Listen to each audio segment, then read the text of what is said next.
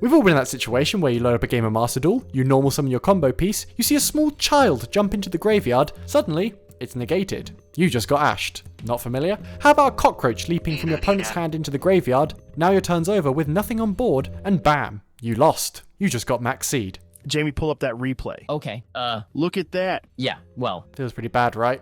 From here, there are two paths to take. You can go to the internet and complain relentlessly about how you act up around dead children and or you can watch the rest of this video and find out what you can do against the menace to your deck. You have your problem, here's the solution. First and foremost, we have the tried and true Call by the Grave. It reads, target one monster in your opponent's graveyard, banish it. And if you do, until the end phase of the next turn, its effects are negated, as well as the activated effects and effects on the field of monsters with the same original name. It's a quick play spell, so you can play at almost any point during your turn, and even set in your opponents for some nasty disruptions.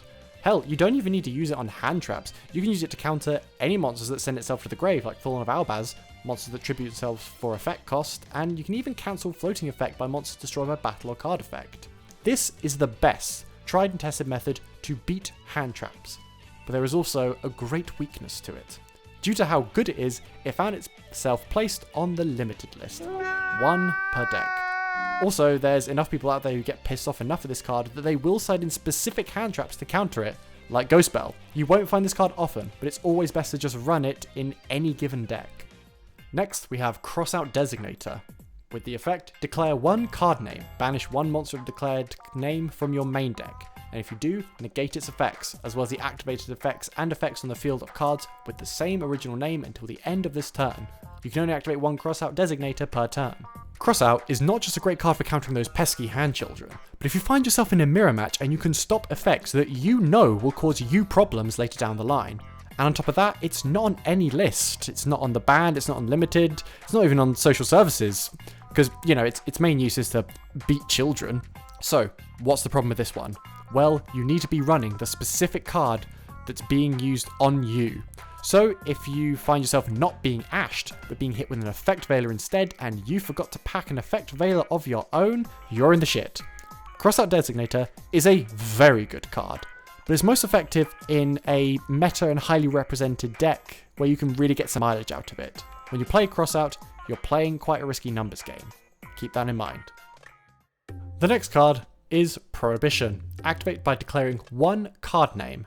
Cards with that name and their effects cannot be used. Cards ready on the field are not affected, including face down cards. This is probably the most spiteful form of negation in the game. And it's not just limited to hand traps, but it can also be used to shut down decks with a strong emphasis on a single card strat. Unfortunately, this is a hand trap negate that can be countered with MST. The main problem with this card is it does have too much precision removal, and it can shut down your use from that card as well. And much like Crossout, if you incorrectly declare the wrong name, you can still get hand trapped. Just know if you run this card, you're basically screaming to your opponent that you have some unresolved issue with that kind of card you're declaring, but it is pretty satisfying when it pops off. The next card, my favourite, Instant Fusion. Pay 1000 life points, special summon one level 5 or lower fusion monster from your extra deck, but it can't attack. Also, it's destroyed during the end phase. This is treated as a fusion summon. You can only activate one instant fusion per turn. We use instant fusion to summon Millennium Eyes Restrict, a level 1 fusion monster that does the following. Once per turn, when your opponent activates a monster effect, quick effect, you can target one effect monster your opponent controls or in their graveyard. Equip that target to this card you control. This card gains attack and defense equal to the equipped monsters. Monsters with the equipped monster's original name cannot attack. Also, their effects on the field and their activated effects are negated. Millennium Eyes not only works as a free negate for any monster hand trap, but it's also a body on board for a free link summon. Its only real weakness is that it does leave itself to be impermed, and of course instant fusion is limited, so it suffers from the same drawbacks as Call by the Grave. It's a harmless addition to your deck, but I get that some decks would preferably be better off using instant fusion for a combo piece, or just cutting the card altogether for something more useful like Anthrosaurus.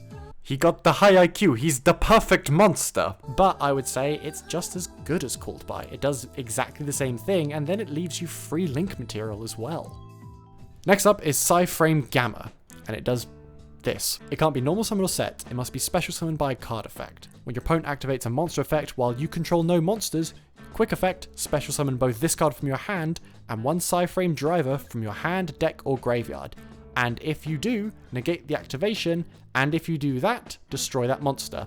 During the end phase, banish this face-up monsters special summoned by this effect. So, this is a direct counter to being hand-trapped. If the first thing that happens to you is you get Ash or Maxx, you can drop this on the field, and then you have a pretty nasty follow-up into a level 8 Synchro or any generic Link 2. However, the downsides of Gamma is almost as steep as its benefits. You need to run a Garnet in your deck, so it's very possible that Driver is going to brick your hand.